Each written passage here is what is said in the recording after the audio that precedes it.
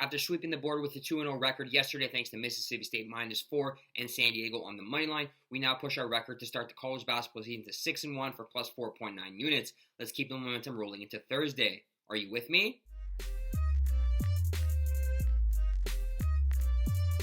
What's up, sports fans? My name is Chris, and you are now watching The Bounce. We are a daily college basketball betting show that's focused on bringing you daily college basketball winners throughout the regular season. Today's Thursday, November 9th, and we have a stacked card for you. We got 3 plays that we are firing off in hopes of making a profit here tonight. Now, before we get into the plays, though, if you haven't already smashed the like button, please go ahead and do so now. And if you guys are new around here, please subscribe to the YouTube channel. I do not want you to miss out on any great content we got moving forward. We're talking college basketball, college football, NFL, NHL, you name it, we're talking about it. Now, without further ado, here's tonight's 3 selections. The first play we have for you comes in the St. Mary's, New Mexico game. We're taking the St. Mary's Gales -6.5 points at -110. Look, both these teams come into this game 1-0 off wins against weaker opposition, blowout wins at that, and there's not much really we can take away from both those games, but what we can do is focus on how these teams match up against each other. Gales, they were among the best teams defensively in the nation last year, and with much of the core returning, I can only see the defense getting better. On offense, they were a very slow-paced, deliberate team that likes to make the extra passes and knock down their shots when called upon.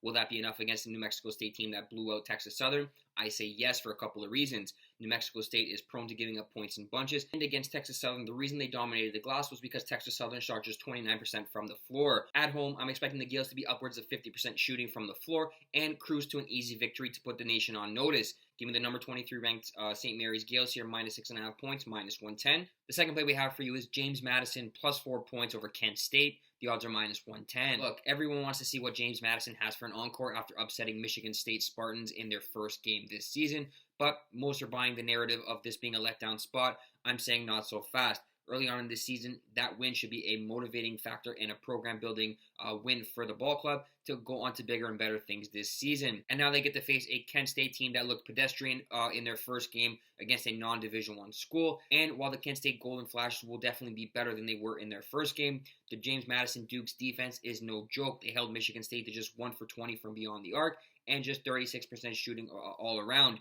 I expect the defense to come to the forefront in this one. Kent State looked lifeless on offense, and James Madison's 1-2 punch from inside out will definitely trouble Kent State from every angle.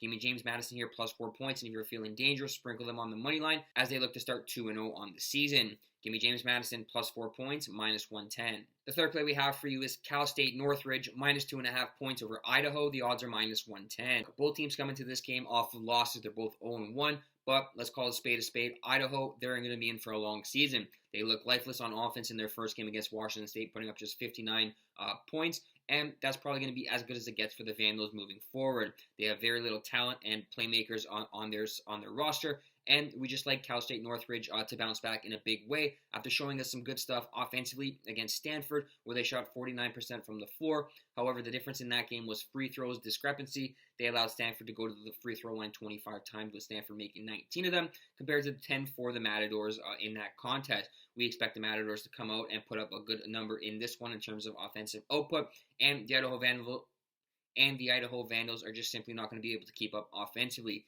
Give me Cal State Northridge here, -2.5 points, -110. Wraps up Thursday's edition of The Bounce. Thank you guys so much for watching. If you want to help support the videos, please smash the like button, subscribe to the YouTube channel, and leave a comment in the comment section who you guys are rolling with tonight as your best bets. The next episode of The Bounce will be available on Friday morning. Until next time,